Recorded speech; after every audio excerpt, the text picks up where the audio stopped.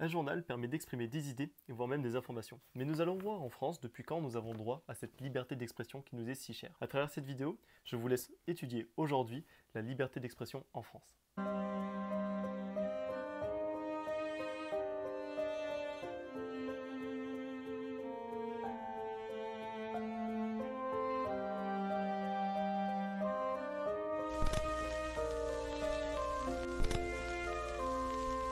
Vous passez le CAP et notamment l'épreuve d'histoire géographique et EMC. Vous devez alors présenter 8 documents selon un référentiel précis. Pour le thème 1 en histoire, la France de la Révolution à la 5e République, l'affirmation démocratique, vous pouvez, selon les référentiels, présenter un document qui a marqué avec un événement précis l'affirmation démocratique en France. Nous traiterons donc aujourd'hui à travers cette vidéo le thème suivant, la liberté d'expression et la liberté de presse. Dans les minutes qui suivent, nous allons voir pourquoi choisir ce thème, les questions à se poser avant de se lancer dans le choix du document et dans l'analyse, et enfin, le type de document que vous pouvez choisir pour parler de ce thème. Premièrement, pourquoi choisir ce thème? Tout simplement parce que ce n'est pas un thème qui est compliqué. Vous allez pouvoir trouver sur internet de nombreux documents qui relatent de ce thème. Même si c'est un thème qui relate bien évidemment de faits historiques, n'oubliez pas, vous êtes en histoire, c'est un thème qui est malgré tout toujours d'actualité. Il sera donc très facile de faire un lien avec l'EMC, l'éducation morale et civique, en parlant notamment de la liberté d'expression sur les réseaux sociaux. Dans ce cas-là, vous pourrez faire un lien avec le harcèlement, ou tout simplement parler des grèves et des manifestations pour revendiquer des droits. Mais attention, c'est un thème où il faut rester neutre. Il est interdit d'exprimer ses opinions politiques à travers ce thème. Deuxièmement, les questions à se poser avant de se lancer dans le choix d'un document et de son analyse. Bien évidemment, avant de se lancer dans ce thème, posez-vous les questions suivantes. Est-ce que ce thème est facile pour moi? Est-ce que je vais savoir répondre aux questions de l'examinateur? Ou que vont être les questions qui vont m'être posées? Mais voyons ça ensemble. Si l'on s'en réfère au cours et au référentiel, voici les questions que l'on peut avoir lors du thème 1. Premièrement, qu'est-ce que la liberté d'expression? Est-ce que c'est une liberté individuelle ou collective? Ici, ce sont donc des questions de définition.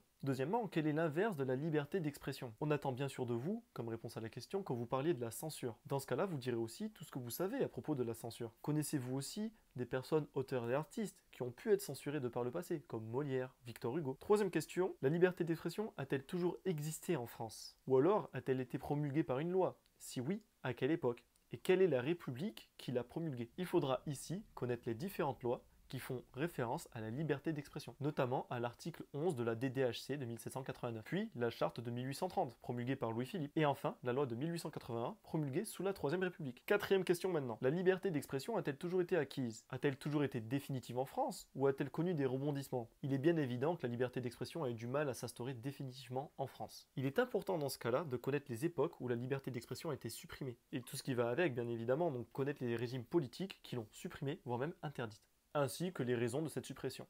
Cinquième question maintenant, la liberté d'expression est-elle totale en France? Est-ce que j'ai le droit de tout dire?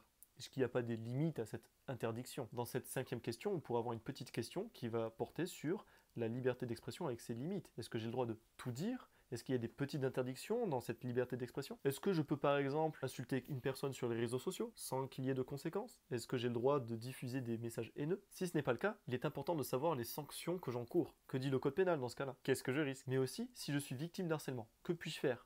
Que dit la loi dans ce cas-là? Il est important de connaître toutes les réponses à ces petites questions. Maintenant, un sixième type de question. La liberté d'expression est-elle internationale? Est-ce qu'il existe encore des pays où la liberté d'expression n'existe pas? Existe-t-il notamment des lois internationales ou européennes à propos de la liberté d'expression? Bien évidemment, ce sont des questions de cours, donc il est très important de connaître son cours par cœur avant de présenter un document à l'examinateur pour pouvoir répondre à ces questions tranquillement et sereinement. Vous ne pouvez pas vous lancer dans l'analyse d'un document à propos de la liberté d'expression sans connaître ce que l'on attend de vous dans le cours sur la liberté d'expression. Vous ne pouvez pas vous lancer dans l'analyse d'un document sur la liberté d'expression sans d'abord connaître ce que l'on attend de vous dans le cours. Si vous le souhaitez, vous trouverez notamment sur notre site internet le cours qui vous permettra de répondre à toutes ces questions sur la liberté d'expression.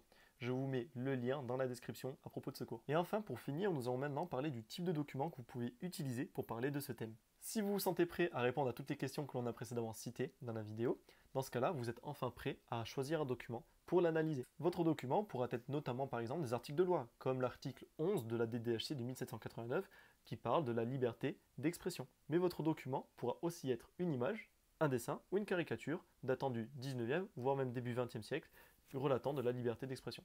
Votre document pourra aussi être un article de journal datant du 19e siècle, voire même début 20e siècle. C'est la raison pour laquelle moi j'ai un petit journal avec moi aujourd'hui pour faire cette vidéo. Mais attention, vous êtes ici dans un thème d'histoire et non d'EMC. Donc le document que vous devrez choisir devra être en relation avec un thème et un événement historique. Petit rappel, avant de finir cette vidéo, il est très important de comprendre que vous présentez un document devant un examinateur. L'erreur numéro 1 que l'on voit lors de la présentation orale d'un document face à un examinateur, c'est que l'élève présente pas du tout le document, mais au contraire récite le cours par cœur.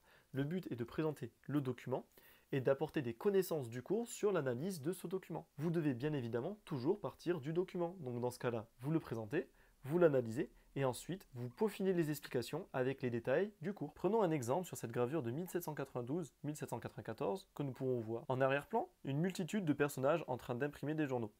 Au premier plan, le peuple français se déchaîne et s'empresse de lire la presse, ce qui provoque des débordements. Les gens se bousculent, se déchaînent. Il y a une personne au sol. Le peuple semble être énervé et crier. D'autres se moquent et rigolent. Et à partir de cette présentation du document, qu'est-ce que je sais par rapport à mon cours? Vous trouverez sur notre site internet votre récit scolaire, je vous mets le lien dans la description, des analyses de documents avec bien évidemment leurs explications, mais aussi et surtout le cours sur la liberté de presse et d'expression. A très bientôt pour de nouvelles vidéos, et merci encore d'avoir regardé ce nouveau format de carnet d'histoire.